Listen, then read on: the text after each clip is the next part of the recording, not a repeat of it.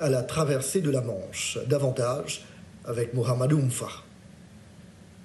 Londres ne cache plus sa colère face à l'arrivée quasi quotidienne des migrants sur son territoire à partir de la France en passant par la Manche.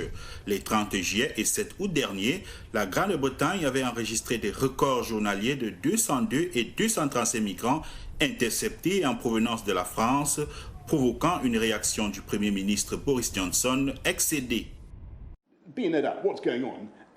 Il ne fait aucun doute que tout ce qui se passe, c'est de l'activité des gangs cruels et criminels qui risquent la vie de ces gens, les amènent de l'autre côté de la Manche, une étendue d'eau assez dangereuse dans des navires potentiellement non navigables. Nous voulons arrêter cela en travaillant avec les Français. C'est une chose très très mauvaise et stupide et dangereuse et criminelle. Le 11 août, le ministre britannique en charge de l'immigration, Chris Phillips, a eu à Paris un entretien avec son homologue français sur la question.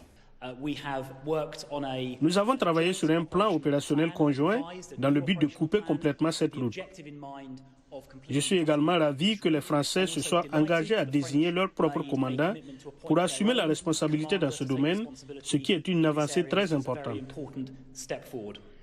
Déjà le 12 juillet, les ministres de l'Intérieur des deux pays avaient créé une cellule franco-britannique de renseignement consacrée à la lutte contre les passeurs de migrants. Pour la première fois, 6 policiers britanniques, puis 6 policiers français à Coquelles, juste ici, Madame le maire, pourront travailler en amont sur la lutte contre les passeurs, qui sont ceux qui profitent de la détresse humaine d'une personne qui veut traverser la Manche et qui aujourd'hui ne sont pas sans doute encore assez sanctionnés.